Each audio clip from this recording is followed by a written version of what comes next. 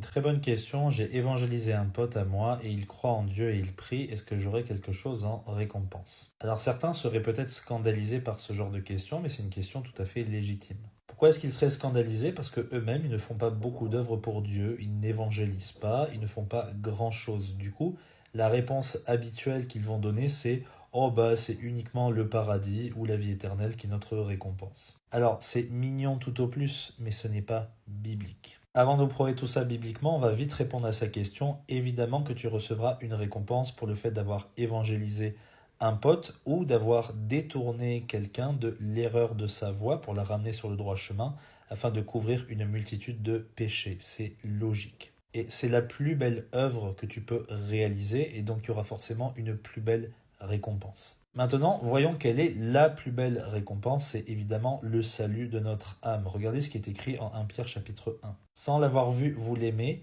et quoique vous ne le voyez pas, cependant en croyant, vous vous réjouissez d'une joie ineffable et pleine de gloire, recevant la fin de votre foi, soit le salut de votre âme.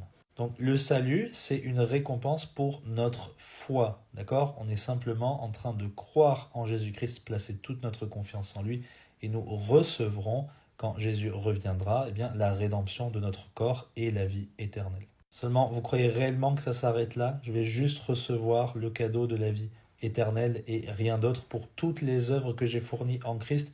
Réfléchissez 2 secondes, ce n'est pas logique. Maintenant, les preuves bibliques de ça. Jean chapitre 4, verset 38.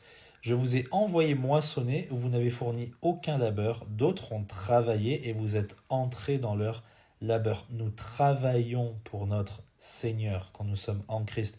Et logiquement, quelqu'un qui travaille reçoit un salaire ou, dans ce cas précis, des récompenses. C'est pour ça que Jésus dit en Apocalypse 22 que je reviens bientôt et ma rétribution ou ma récompense est avec moi pour rendre à chacun selon son œuvre. 1 Corinthiens 3 à partir du verset 11 jusqu'au verset 14. Personne ne peut poser d'autre fondement que celui qui a été posé, lequel est Jésus-Christ. Si quelqu'un bâtit sur ce fondement avec de l'or, de l'argent, des pierres précieuses, du bois, du foin, du chaume, ça ce sont des types d'œuvres différentes, de natures différentes. L'œuvre de chacun sera manifestée car les jours la fera connaître, parce qu'elle sera révélée par le feu, et le feu éprouvera de quelle nature est l'œuvre de chacun. Si l'œuvre que quelqu'un a bâtie dessus subsiste, il en recevra quoi? La récompense. Mais rassurez-vous, la Bible n'est pas là pour créer de la compétition entre les chrétiens. Elle ne va pas nous dire, la Bible, quelles sont les œuvres d'or, quelles sont les œuvres de pierres précieuses, quelles sont... Il n'y a pas de telles choses dans la parole de Dieu. D'accord? Nous devons servir le Seigneur par amour pour lui, pas parce qu'on va recevoir des récompenses. On va finir avec Matthieu chapitre 10. Celui qui reçoit un prophète en qualité de prophète recevra une récompense de prophète, laquelle on ne sait pas.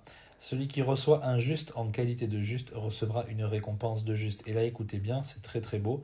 Quiconque aura donné à boire seulement une coupe d'eau froide à un de ses petits en qualité de disciple, je vous le dis en vérité qu'il ne perdra en aucun cas sa récompense. Quand on œuvre pour notre Seigneur, on accumule des richesses dans le royaume de Dieu. Elles seront éprouvées par le feu et ce qui n'aura pas de valeur disparaîtra, mais ce qui a de la valeur va rester et ce sera pour nous.